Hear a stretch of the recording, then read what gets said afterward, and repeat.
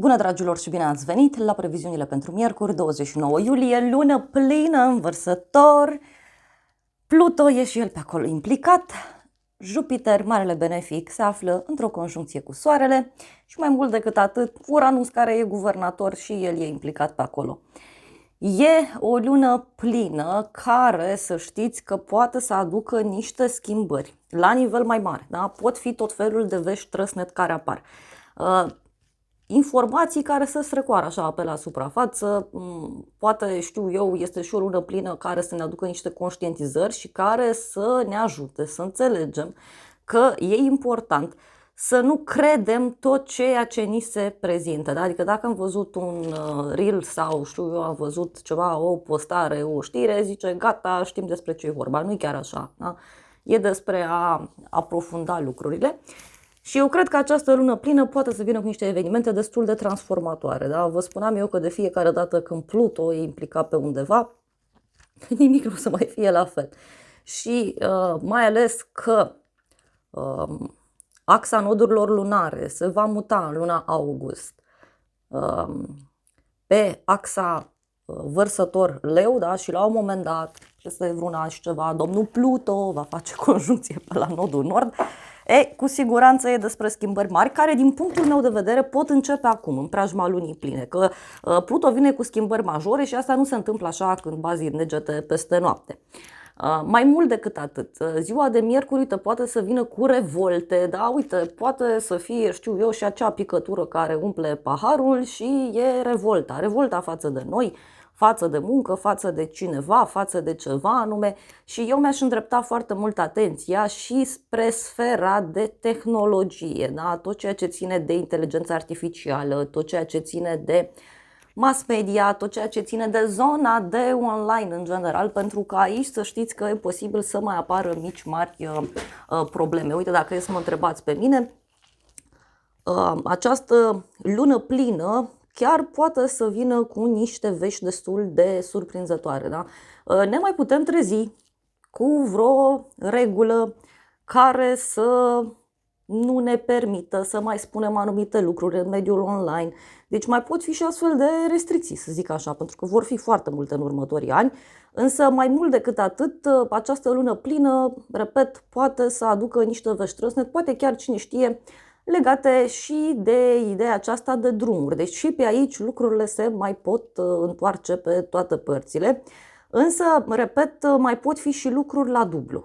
Posibil ca oamenii de prin jur să ne surprindă destul de mult. Uite, dacă vreți, pot fi decizii care s-au luat undeva în primăvara anului acesta. Poate pentru toată lumea, fie într-un segment de viață sau în general prin lume, că s-au luat multe. Acum se poate reveni asupra lor, și e ca și cum se răstoarnă lucrurile la 180 de grade.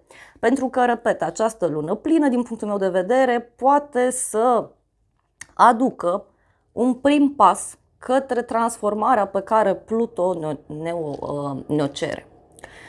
Acum, e interesant că și tarot numerologic suntem în Marea Preoteasă și Ermitul.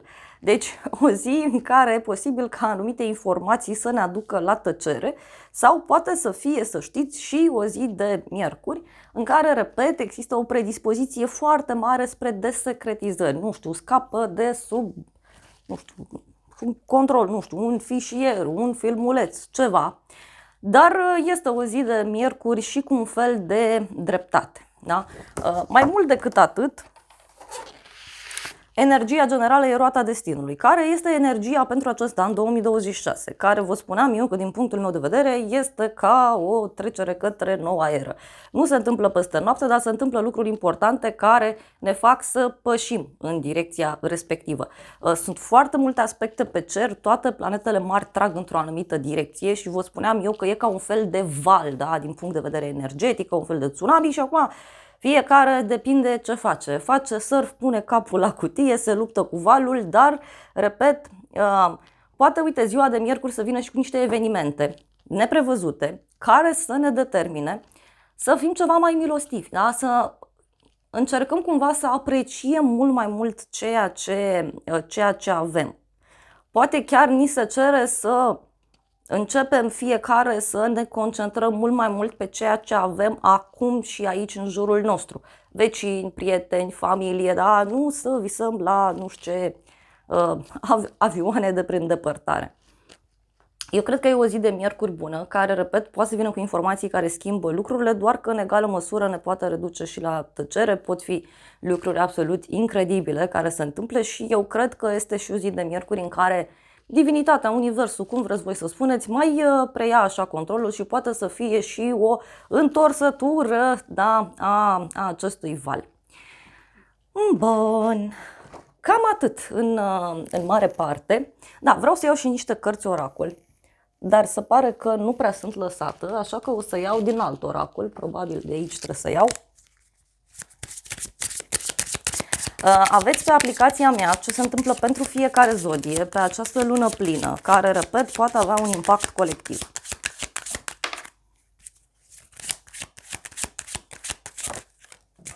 Ok. Stați că au ieșit niște mesaje. Opa. Da. Da, ce-mi vine să vă spun e ca și cum, nu știu, se află ceva legat de o petrecere, da? Cineva a fost la o petrecere, a călcat strâmb și se află lucrurile. Avem așa petrecere, celebrare, eveniment public, da? Și apoi avem un admirator secret, fluturaș, atracție, iar apoi avem aici despărțire, da? Cineva care pleacă, o separare. Acum e și o lună plină care vine cu niște închideri, da? Dar și niște răsturnări de situație. E ca și, știți cum e atunci când gătești, da? Și nu știu, faci clătite, da? Și întorci clătita pe partea elaltă. Cam așa e această lună plină. Se întorc lucrurile, dar trebuie să se mai coacă și pe partea elaltă, că în unele cazuri a fost prea mult. Și la bază avem social media, da? Spionaj, dating online, da? Networking. Deci, repet, toate lucrurile astea duc și spre partea asta de social media, da? Și tot ceea ce ține, bineînțeles, și de grupuri mari de oameni, dar eu aș merge în special și pe partea asta de rețele de socializare. Da? Bun, dragilor, cam atât în mare parte. Vă invităm pe aplicația mea să vedeți ce se întâmplă pentru semnul vostru zodiacal, că pentru fiecare zodie în parte e diferit.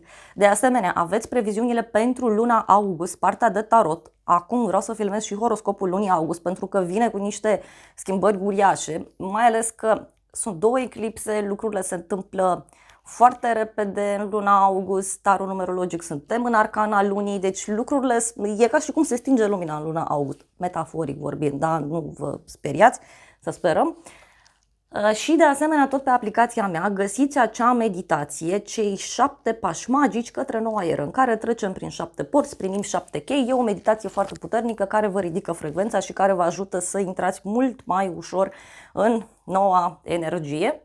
Și tot acolo aveți și un mini curs de tarot numerologie în care vorbesc pentru fiecare arcană de destin, care sunt darurile, care e lumina, care e umbra și care sunt cheile sau lecțiile ca persoana respectivă să se alinieze cu drumul său într-un mod cât mai benefic.